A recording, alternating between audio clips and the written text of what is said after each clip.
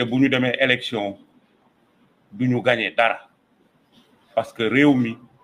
am na beneen taxawaay boo xam ne bëgg nañ ko pour ñu defar réew mi donc loolu du ñu dañ ci di ko condamné mais man li may wax ni du sax dàq élection yi moo ma naqari parce que xam nañ ne yàgg-yàgg dinañ jàmmaarloog ñoom te daañu leen daan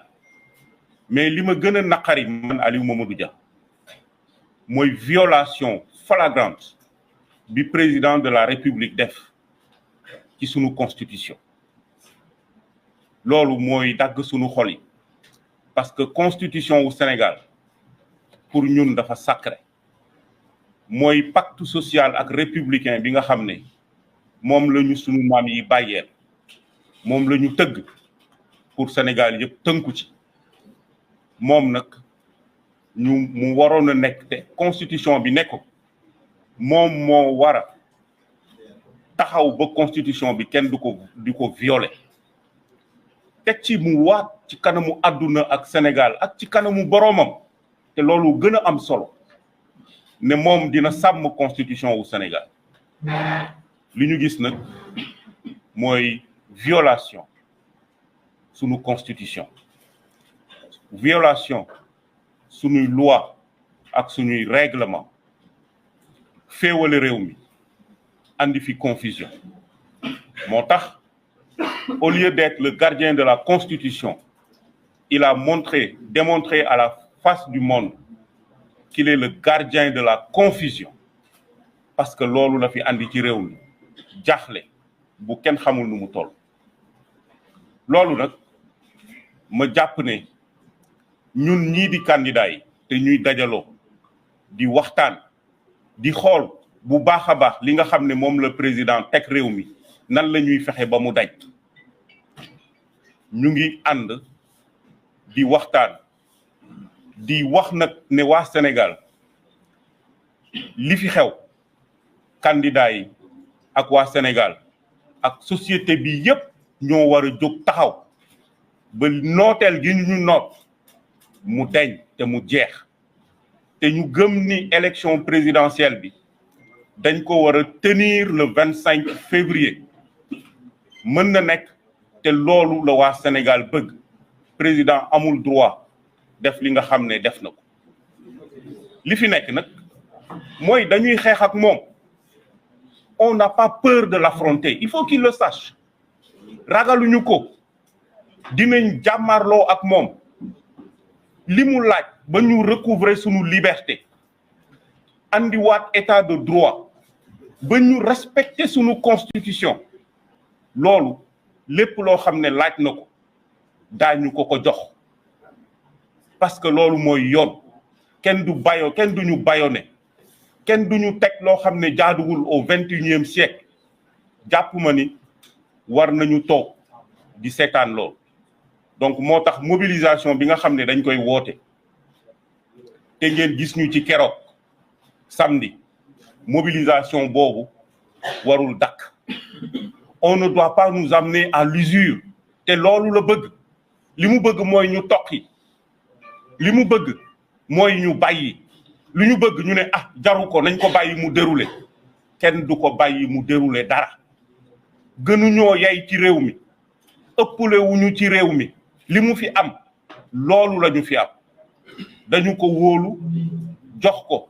pour mu doxal ñun nag gëm nañ ni élection yi dañ ko war a tenir le 25 février moo tax ñun dañuy continuer sunu campagne puisque amul dara loo xam ni tere nañu ñu continuer sunu campagne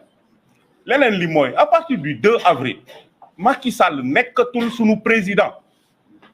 nekkatu ko ñun dootuñu ko considérer à partir du 2 avril comme le président de la République du Sénégal te bu jotee dinañ leen wax taxawaay bi nga xam ne moom la ñu bëgg a taxaw décret bu ñàkk solo bi nga xam ne signé na ko daañu ko attaqué bu baax a baax ba foo xam ne jàpp nañ ne fii bu ñu fa demee décret bi nga xam ne amul benn njariñ ci waa Sénégal lu dul créer confusion dinañu attaquer décret boobu ba ñu delloowaat ñu rétablir réew mi ci dëgg rétablir réew mi ci dëgg loolu moo jaadu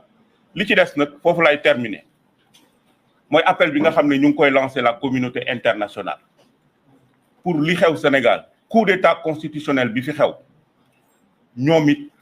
ñu taxaw ci taxawaay bi nga xam ne moo war a am may interpeller chancellerie yi fi nekk yépp pour ñu gën a wax ak nit ñi wax mettre la pression sur le président Macky Sall ba li nga xam ne jalgati na ko mu teg ko ci suuf may interpeller la CEDEAO gis nañ seen communiqué bi ñu génnee démb mais nous attendons encore plus de la CEDEAO may interpeller l'Union africaine parce que am na rôle boo xam ne dañ ko ci war a jouer ñu bëgg ñu jouer ko ci may interpeller le système des Nations Unies dañu ba leen bëgg a dégg aussi ci situation bi le secrétaire général des Nations Unies le représentant spécial du secrétaire général des Nations Unies bi nekk fii ci Sénégal parce que Nations Unies dafa nekk di liggéey pour la bonne gouvernance à travers le monde la paix la stabilité et la sécurité du monde te li xew Sénégal ëpp na jalgati paix ak sécurité ëpp na sax jalgati la charte des Nations Unies donc loolu aussi ñu ci interpellé ñëpp ñoo xam ne war nañu am taxawaayu responsabilité boo xam ne daañu ko taxaw donc may wax rek ne Sénégal waa Sénégal mbéjum karam boroom a koy fayul boppam on ne doit pas laisser le président Macky Sall dérouler son agenda prendre le pays en otage nous ne devons pas l'accepter donc nous demandons à ce que tout le monde se mobilise pour qu'on puisse faire face à cette tyrannie de ce gouvernement donc loolu laa bëggoon tàmbali di leen sant bu baax a baax di leen gërëm asalaamaaleykum wa rahmatullah.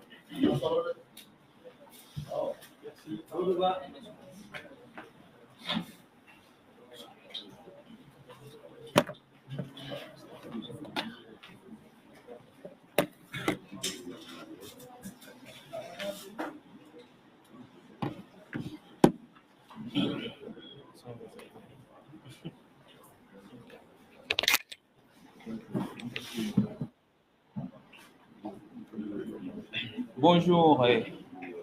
merci à tous les journalistes et médias qui sont présents aujourd'hui.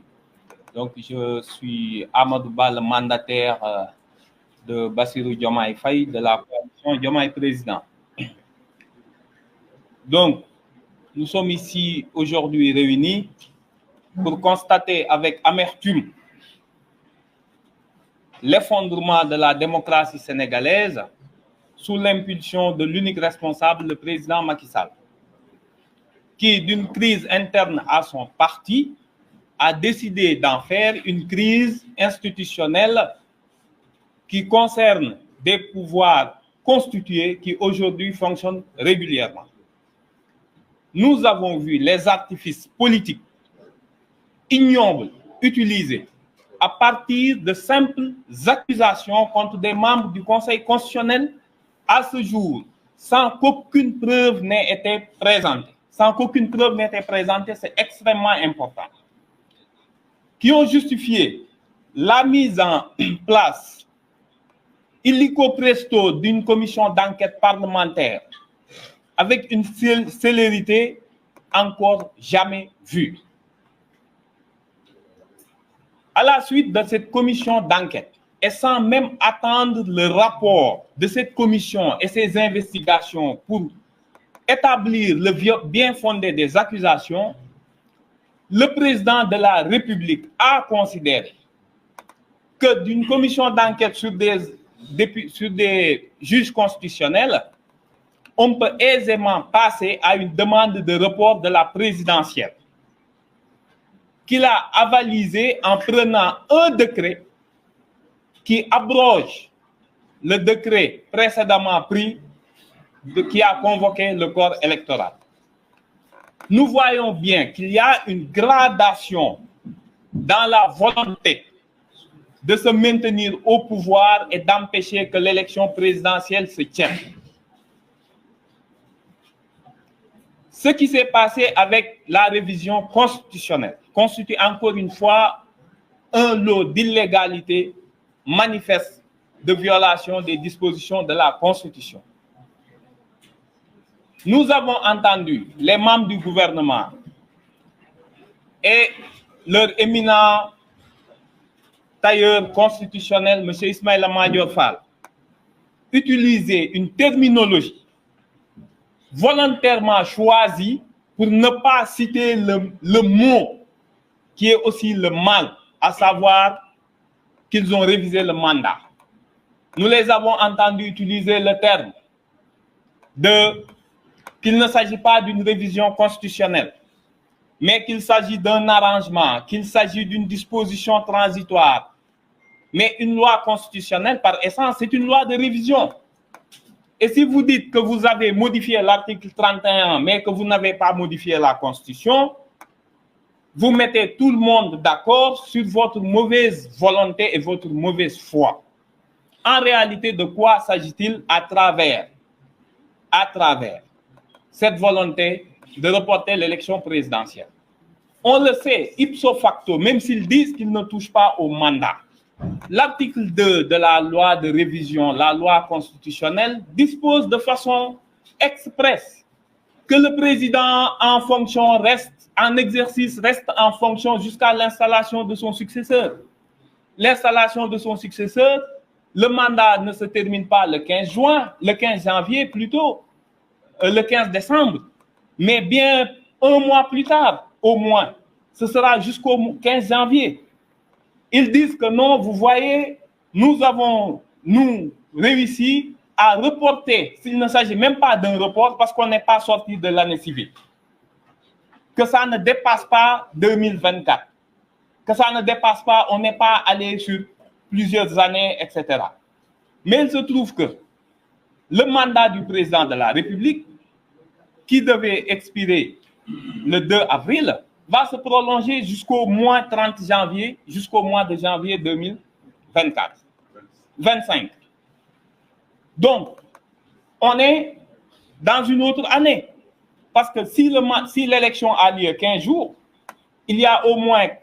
35 à 37, voire 40 jours avant la passation de service. Donc, le président, durant cette période, reste président. Et s'il y a besoin de prendre des actes, il les prendra. Donc, il reste en fonction. On voit que derrière, et c'est ça le problème juridique majeur, que cette modification contrevient aux dispositions de l'article 27 sur le mandat qui fixe le mandat présidentiel à 5 ans. Que cette révision constitutionnelle contrevient à l'article 103 qui interdit formellement toute modification de la durée du mandat. Il se réfugie, et de façon assez ignoble, excusez-moi du terme, derrière le fait que le Conseil constitutionnel a toujours déclaré dans sa jurisprudence constante qu'il se refuse à contrôler une loi de révision, à se contrôler une loi constitutionnelle. Selon eux, étant donné que le Conseil constitutionnel a toujours dit « je ne peux pas, je suis incompétent pour contrôler une loi de révision », donc forcément on peut violer la Constitution parce que le Conseil ne pourra pas se saisir. Sauf qu'il se trompe lourdement. Certes, la disposition existe, du Conseil existe, mais le Conseil constitutionnel, dans une décision de 2006, a bien précisé que oui, je ne contrôle pas les lois constitutionnelles, mais à condition, et il a posé 2 limites, que cette révision ne soit pas faite hors des périodes de temps prévues par la Constitution. Cela veut dire quoi? Que si le président de la République utilise ses pouvoirs de crise, notamment ses pouvoirs exceptionnels de l'article 52, ou en période de suppléance, il est interdit de réviser la Constitution. Il dit ça, je le contrôle. Par ailleurs, je regarde aussi si les limites matérielles de l'article 103, c'est ce qu'il dit dans sa décision au considérant 22. Je vais regarder à minima ce qu'il appelle un contrôle minimum. Je regarderai si la révision constitutionnelle respecte les limites posées par l'article 102. Donc, la technique du gouvernement sera anéantie par le recours qui sera déposé sûrement aujourd'hui ou demain par les députés. Le Conseil constitutionnel est bien compétent pour censurer la loi constitutionnelle qui lui sera soumise. Il faut que les gens comprennent le danger de cette technique. Si on peut faire des dérogations à l'article 107 sur la durée du mandat, on peut faire une dérogation sur le nombre de mandats, on peut faire une dérogation sur la forme républicaine de l'État, on peut faire une dérogation pour introduire l'esclavage, pour introduire toute mesure scélérate, soit disant que c'est une mesure transitoire interdite par la Constitution. Donc, on est en face aujourd'hui, non plus d'un simple coup d'État constitutionnel, mais d'une volonté d'anéantir le socle commun qui faisait tenir l'État républicain, qui faisait tenir les valeurs et la Constitution. Et il appartient au Conseil constitutionnel, avec le recours déposé par les candidats, avec le recours que vont déposer tout à l'heure les députés sur l'inconstitutionnalité de la loi de révision, de rétablir le droit, d'imposer à ce gouvernement la poursuite du scrutin, quitte à l'aménager pour les quelques jours qu'ils nous ont fait perdre. Parce qu'il faut signaler que l'administration est prête, que le matériel est déjà sur place, qu'il n'y a qu'un simple décret d'un président de la République et l'utilisation massive de la répression qui aujourd'hui tente de différer la campagne électorale, qui doit continuer, et je pense que tout à l'heure ce sera réaffirmé par les candidats. En tout cas, la coalition Bassirou Diomaye Faye entend continuer ses caravanes et entend continuer la campagne électorale. Pour la communauté internationale, il est évident que la position américaine, qui a précédé de peu le revirement salutaire de la CEDEAO, montre que la communauté internationale est en train de lâcher Macky Sall. Si vous lisez le communiqué du département d'État,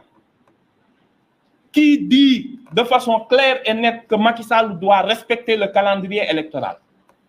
qui dit que Internet doit être rétabli, et coïncidence ou pas, moins d'une heure après ce communiqué, Internet a été rétabli, qui dit que le vote de la loi constitutionnelle de révision qui reporte l'élection présidentielle est nul et non avenu parce qu'ils ont vu que le GIGN, que les forces de l'ordre ont expulsé les députés de l'opposition et qu'ils n'ont pas pu participer au vote.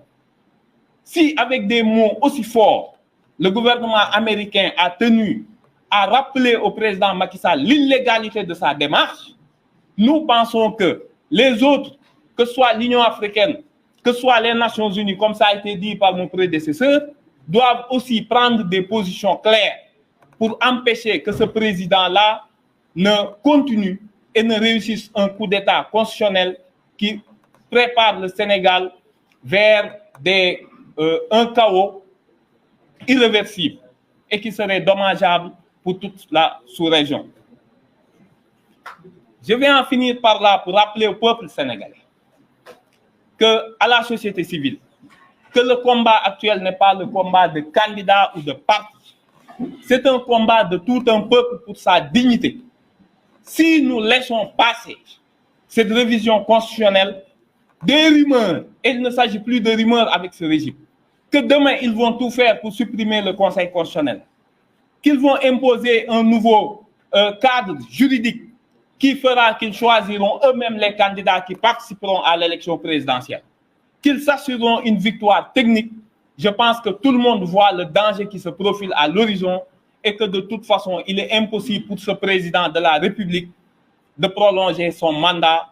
Il avait refusé d'abandonner le premier mandat, le troisième mandat par la porte. Il ne faut pas le laisser par cet artifice constitutionnel revenir par la fenêtre. La population est invitée à suivre les candidats, à accompagner les caravanes qui se poursuivent et les mots d'ordre de grève et de ville morte qui seront déclarés. Je vous remercie. Merci, Président Lopez.